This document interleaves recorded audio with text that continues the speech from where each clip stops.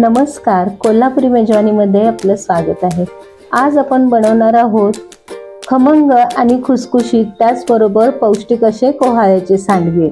सांधेदुखीसाठी अतिशय उपयुक्त। एरवी असा कोहाळा आपण खात नाही, तर अशा पद्धतीने सांडगे किंवा पापड बनवून खाल्ले तर खूप छान लागतात। तर चला तर आपण या मस्त अशा पौष्टिक आणि स्वादिष्ट अशा रेसिपीला सुरुवात करूया। अगदी अचूक प्रमाणासहित आणि त्याचबरोबर सोप्या पद्धतीने।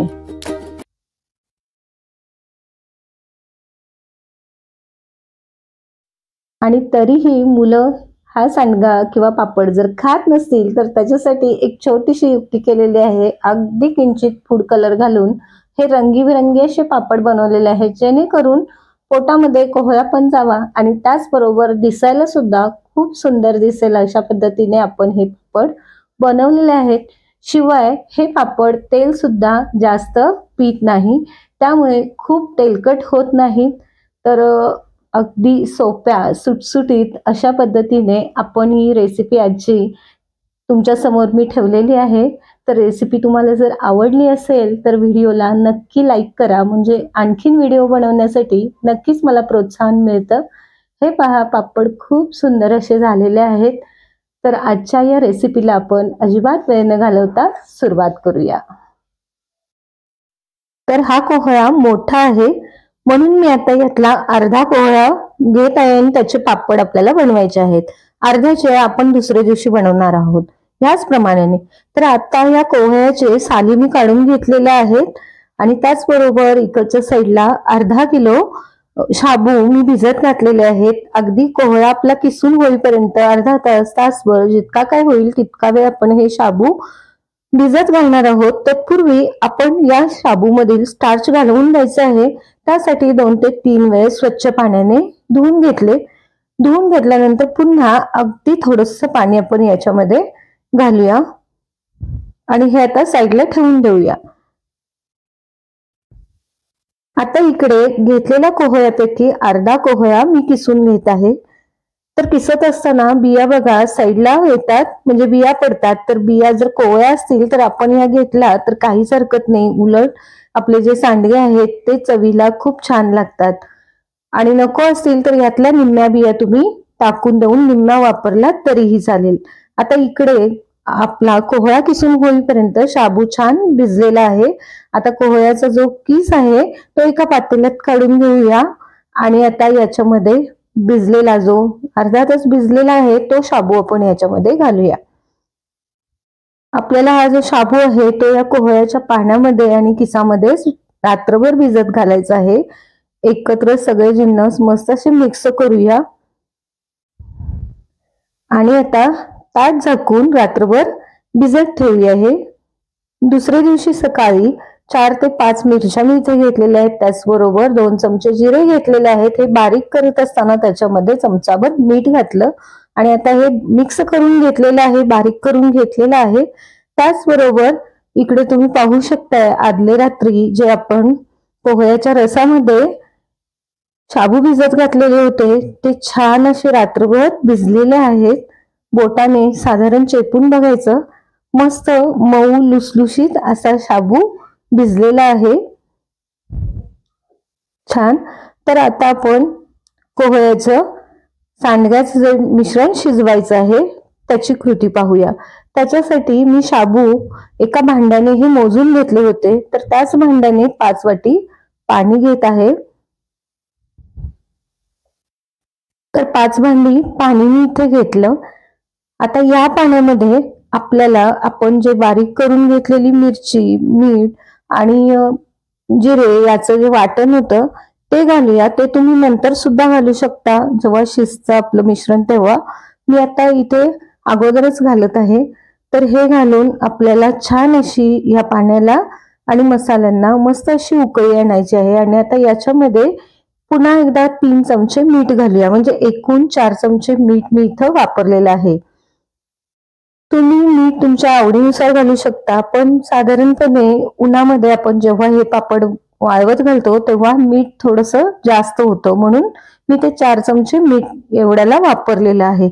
आता या पाण्याला 10 मिनिटांनी मस्त अशी उकळी आलेली आहे, तुम्ही पाहू शकताय. तर पाणी उकळायला बरोबर 10 मिनिट लागलेले आहेत. छान अशी उकळी आलेली आहे. आता आपण याच्यामध्ये शाबू घालणार आहोत. तर शाबू घातल्यानंतर थोडं जास्त होणार म्हणून मी आता दुसऱ्या पातेल्यामध्ये हे पाणी ट्रान्सफर केलं. तुम्ही घेताना मोठं पातेलं घ्या. तर आता हे जे पाणी उकळलेलं आहे त्याच्यामध्ये आपण हे शाबू आणि कोहळ्याचा किस घालूया. त्याच्या अगोदर साधारणपणे पाऊण ग्लास असं मी पाणी साईडला काढून ठेवलेलं आहे. जर आपलं पाणी जास्त झालं तर आपण पाणी थोडंसं साईडला काढून ठेवायचं. जर कमी पडलं तर नंतर आपण हे पाणी पुन्हा वापरू शकतो. तर आता कोहळा आणि शाबूचं जे मिश्रण आहे ते आपण या पाण्यामध्ये उकळायला घालूयात.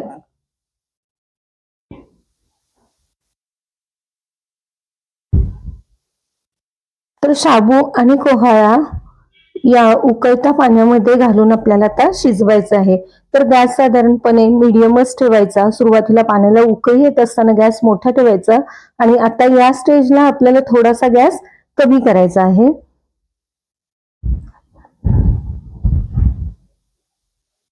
तर सगळा शाबू आणि कोहळा आपण या पाण्यामध्ये घालून घेतला आणि आता हे जे मिश्रण आहे ते छान असं आपल्याला शिजवून घ्यायचं आहे. तर अधेमध्ये आपल्याला हे मोठ्या झाऱ्याने किंवा उलटण्याने छान असं हलवायचं आहे, जेणेकरून हे शाबू कुठेही खाली चिकटू नयेत. तर तुम्ही पाहू शकताय साधारणपणे 20 मिनिटांनी अशा पद्धतीने हे पीठ शिजलेलं आहे. तर आता पूर्ण ट्रान्सपरंट होईपर्यंत हे शाबू आणि कोहळा आपल्याला शिजवायचा आहे. तर हे बघा, याच्यावरती मी झाकण घालून ठेवलं होतं आणि आता हे शिजत आलेलं आहे. अगदी अगदी ट्रान्सपरंट हा शाबू झाला पाहिजे. आणखीन थोडस याला शिजायला पाहिजे आहे. तर आधीमध्ये अशाच पद्धतीने आपण मिक्स करत राहायचं आहे, जेणेकरून तळाला कुठेही हे पीठ जे आहे ते लागू नये.